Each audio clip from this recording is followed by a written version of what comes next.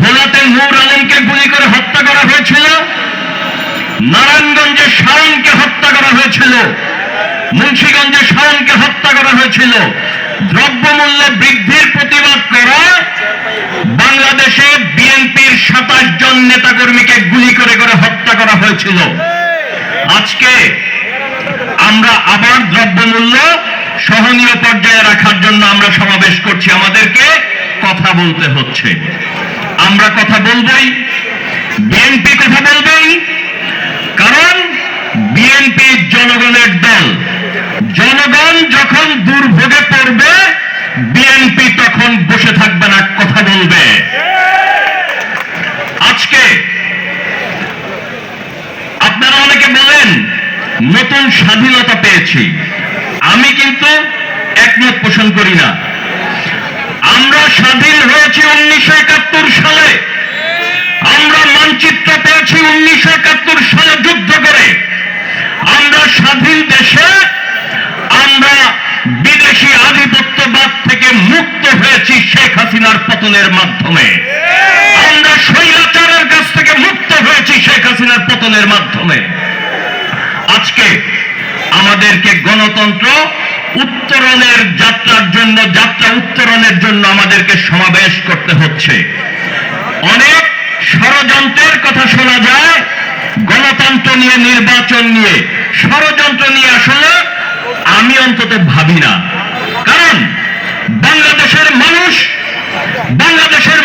গণতন্ত্রকামী মানুষ। বাংলাদেশের মানুষ গণতন্ত্রের জন্য সংগ্রাম করেছে যুগ যুগ ধরে।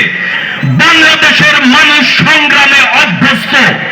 আমাদের এই অঞ্চলকে গণতান্ত্রিক ধারায় রাখার জন্য 1971 সালে যুদ্ধ হয়েছিল। গণতান্ত্রিক ধারায় বাংলাদেশকে রাখার জন্য হুসেইন মোহাম্মদ এরশাদের পতন ঘটানো হয়েছিল। আমাদের নেত্রী দেশনেত্রী বেগম খালেদা জিয়ার নেতৃত্বে বাংলাদেশের মানুষ ঘটিয়েছিল পতন স্বৈরাচারের।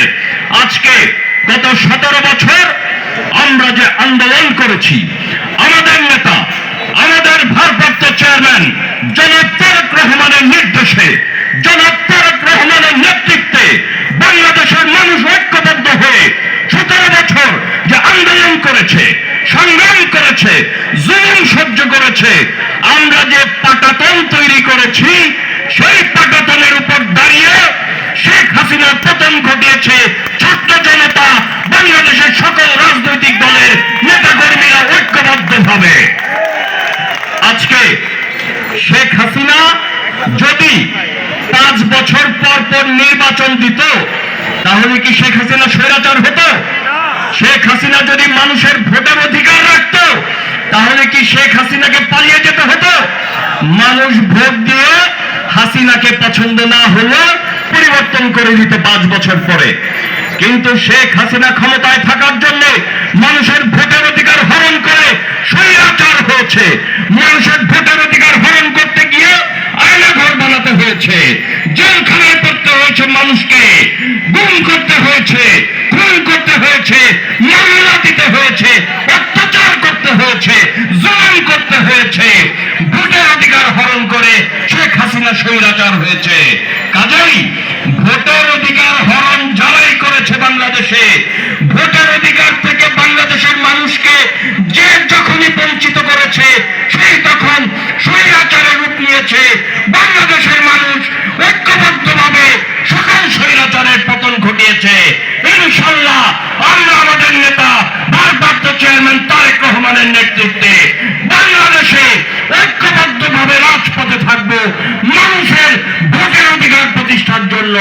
যতক্ষণ পর্যন্ত বাংলাদেশের মানুষ ভোট না দিতে পারবে রাজপথ ছাড়বো না। বাংলাদেশকে আমরা গণপ্রজাতন্ত্রী বাংলাদেশ হিসেবে কায়েম করতে চাই। কিভাবে কায়েম করতে চাই? গণতান্ত্রিক পদ্ধতিতে।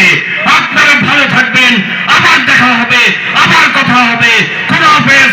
বাংলাদেশ জিন্দাবাদ, বাংলাদেশ জাতীয়তাবাদী দল জিন্দাবাদ, দেশনেত্রী বেগম খালেদা জিয়া জিন্দাবাদ, আমাদের নেতা ভারপ্রাপ্ত চেয়ারম্যান জনাব তারেক রহমান জিন্দাবাদ, শহীদ রাষ্ট্রপতি জিয়া রহমান অমর হোক।